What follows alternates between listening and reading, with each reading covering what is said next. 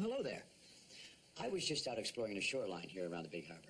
Now, I like to find things that have been washed up by the waves. What's this? Oh, this is a starfish that I rescued from down by the tugboat's dock. Isn't it a beauty? You never know what you're going to find along the shore here. Now, that's part of the magic of living by the ocean.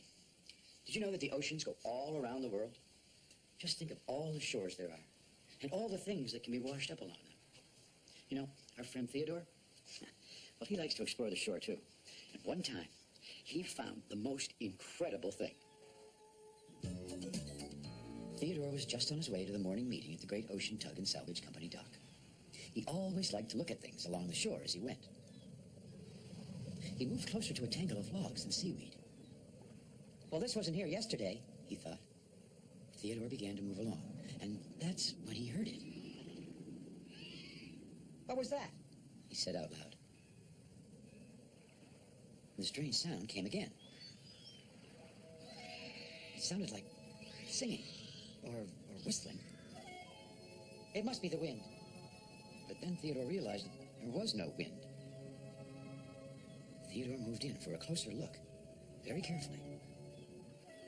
He wanted to keep clear of the tangled logs. No sound at all now. But there was something else.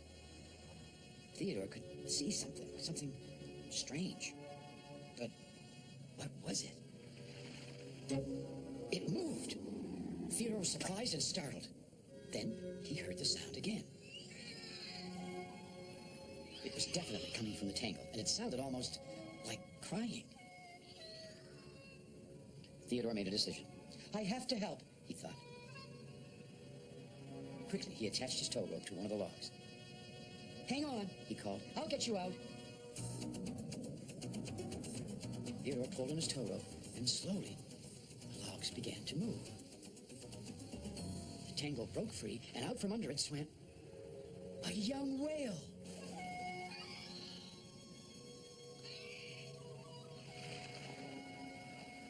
Oh, the whale was very happy to be free again. Where did you come from? Asked Theodore. The whale didn't answer.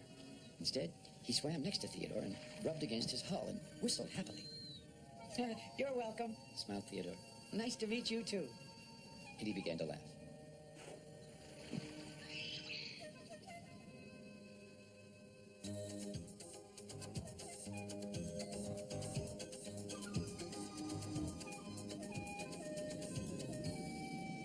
The young whale followed Theodore to the morning work meeting. Oh, he must have gotten lost in the storm, said George. He must have become separated from his friends, said Emily. He's just like a puppy, said Hank, laughing. The biggest puppy I've ever seen, added Fodak. The dispatcher will know what to do, said Theodore. And the dispatcher did have a plan. Theodore, he said, take this young whale to see Rebecca, the research vessel. She'll know what to do. Okay, whale, said Theodore. I'll take you over to Rebecca, but please hurry along so I can get back to work.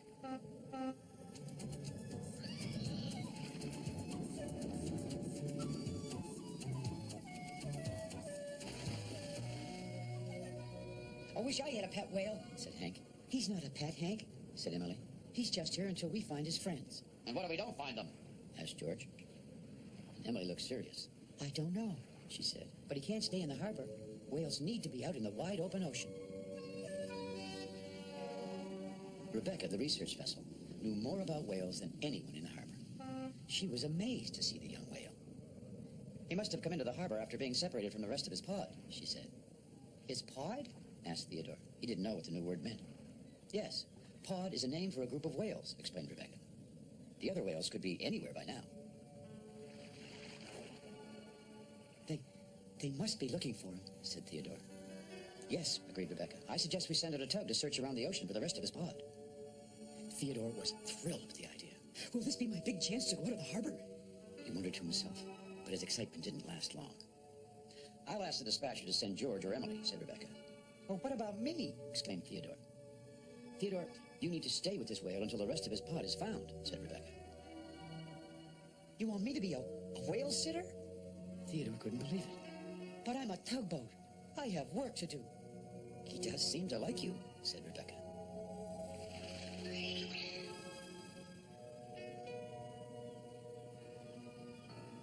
Well, Theodore tried his best to stay grumpy, but he just couldn't.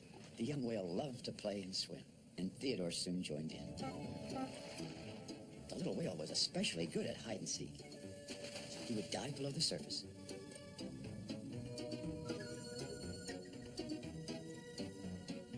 then pop up behind Theodore when he wasn't looking. You got me again, Laughed Theodore. You must play this game with your friends. At the mention of friends, the whale stopped his play. What's the matter? Asked Theodore. And then Theodore realized what he had said. Oh, you missed the rest of your pod, don't you? Theodore suddenly thought about how he would feel if he was lost somewhere away from the harbor, not knowing if he would ever see the other tugs again. I'm sorry, He said. I wish you could tell me your name. Theodore said to the whale. Well, maybe I could give you a name to use while you're here in the harbor. The whale looked happy again. Good, said Theodore. I'll call you Walter, okay? For the moment, Walter was able to forget about being lost. Come on, Said Theodore. I'll show you around the harbor.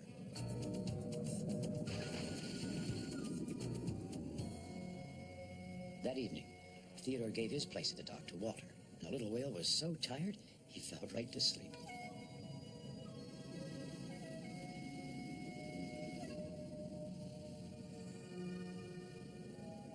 George still hasn't returned from searching around the ocean for the rest of Walter's pod, Said Emily. It's a big ocean, said Fodak. It may be days before he finds any whales out there. Well, what if he can't find the rest of Walter's pod? Asked Theodore. The other tugs didn't really know what would happen then. Then I guess he'll stay here forever. Smiled Hank. Theodore hadn't thought of that. Maybe Walter would have to stay. I could look after him, he thought. We could be together every day. The more he thought of it, the more Theodore liked the idea of Walter the whale staying in the harbor with him.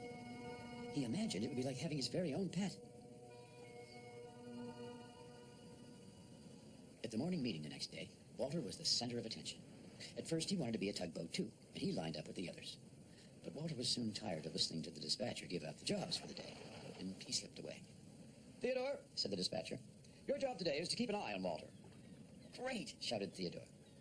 Only Walter was more happy. He liked being with his new tugboat friend. In sheer joy, he soaked the dispatcher with spray. The other tugs were shocked. The dispatcher didn't like getting wet, but even he had to smile at Walter. And then the tugs started to laugh. Well, Walter was so happy he started squirting everywhere. Then Fodak decided to squirt back with his fire hose. Soon all the tugs began splashing and squirting away. Walter aimed a huge squirt at Hank, but missed and soaked George. Hey, what's going on? The tug stopped cold. Hank rushed up to George. Did you find the other whales? Asked Hank. Everyone looked at George. Yes, said George. I found the rest of Walter's pod. Suddenly, everyone was talking at once. Everyone but Theodore. George explained that the whales were waiting just outside the harbor because they were too big to come in. Well, it's time for you to go home, Emily said to Walter. Theodore, there is something I would like you to do, said the dispatcher. Theodore! Everyone turned to Theodore, but Theodore was gone. Theodore thought he needed to talk to someone, and he chose Rebecca. I thought Walter would stay with me, said Theodore.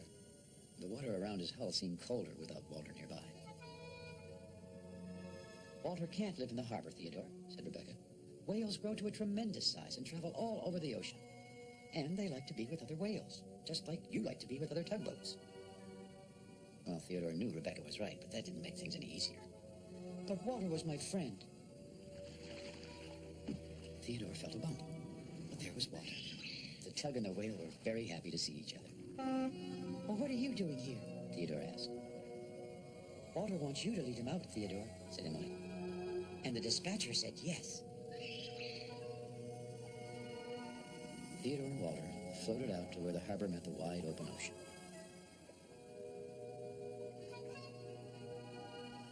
Theodore was sad. He didn't know what to say. Suddenly, Theodore felt a squirt. It was Walter. Well, Theodore just had to laugh. And that made him feel better. Walter began to head off toward the ocean. "Goodbye," called Theodore softly.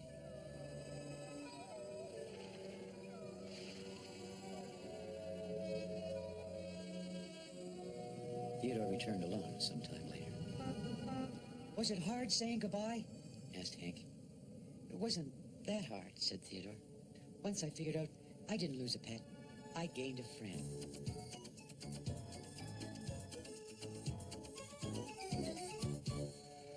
Well, Walter's returned here to the big harbor a couple of times. And he always stops and says hello to Theodore. Of course, he's much too big to sleep in Theodore's dock now. Yes, the big harbor's a surprising place. You just never know what or who you're going to find around here next. Well, I think I better get our starfish back to the ocean. You know, I bet she misses her friends. Come on, little starfish.